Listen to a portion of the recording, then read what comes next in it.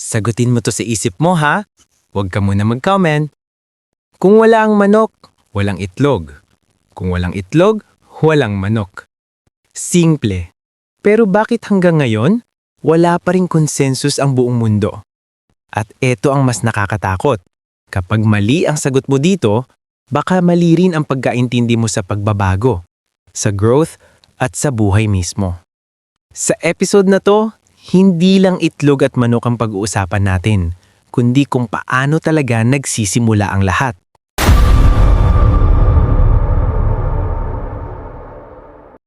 Bakit sobrang lakas ng tanong na to? Quick poll muna tayo. Sino dito ang unang sagot ay manok? Sino naman ang itlog? Napansin mo ba? Walang tamang sagot sa pakiramdam. Kasi ang tanong na to, hindi talaga tungkol sa hayop. Ito ay tanong tungkol sa simula, pinagmulan, at kung saan nagsimula ang lahat ng bagay. Bilang tao, allergic tayo sa walang simula. Kapag sinabi kong, ganito na lang talaga yan, naiinis tayo. Gusto natin may dahilan, may pinanggalingan, may unang hakbang. Isipin mo to, balik tayo sa nakaraan. Isara mo saglit ang mata mo. Imagine mo ang mundo. Wala pang siyudad, wala pang tao, wala pang YouTube, wala pang Squawk TV. Puro kalikasan lang. Sa panahon yun, walang manok. Pero may hayop na halos manok na. Mukha siyang manok, tilaok niya parang manok, pero sa loob ng katawan niya, iba pa ang code. Isipin mo ang DNA parang recipe. Hindi pa kumpleto ang ingredients para matawag na manok. Paano gumagana ang evolution? Ito ang madalas hindi naiintindihan. Ang evolution hindi biglaan.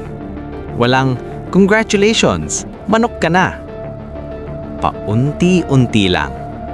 May konting mutation, may konting pagbabago, minsan wala kang mapapansin. Pero pag lumipas ang libu-libong taon, boom! Ibang species na. Ngayon, ito ang critical part.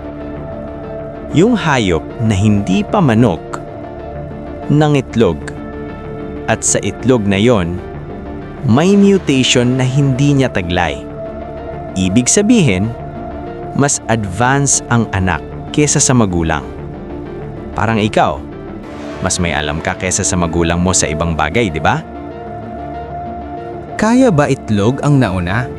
Oo, scientifically. So kung tutuusin, itlog ang nauna. Pero hindi itlog ng manok. Itlog ng nilalang na magiging manok. Ang itlog ang naging bridge. Kung walang itlog, walang safe space ang pagbabago.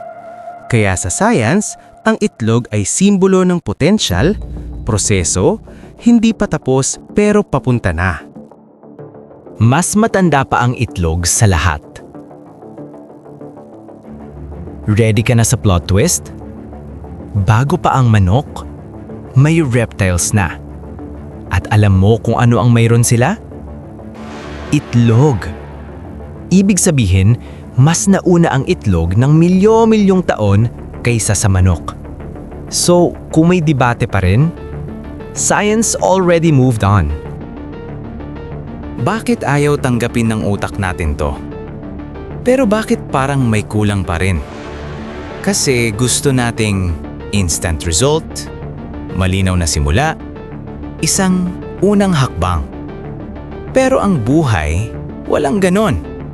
Hindi ka biglang naging ikaw. Series ka ng maliliit na pagbabago. Ngayon, ikaw ang tatanungin ko. Saang parte ka ng buhay mo ngayon? Ikaw ba ay A. Manok, buo na, ready na. B. Itlog, nasa proseso pa lang. C. Hindi ko alam pero gumagalaw. Comment mo yan, walang maling sagot. So, may sagot na ang science. Itlog ang nauna. Pero ito ang iiwan kong tanong sa'yo. Paano kung sa buhay, ang pinakaimportante ay hindi kung ano ang nauna, kundi kung ano ang hindi mo pa pinapayagang mabuo? Kung ganon, anong itlog sa buhay mo ang matagal nang gustong mapisa? Isipin mo yan. Ito ang Squawk TV. Mag-isip, magtanon, maging tao.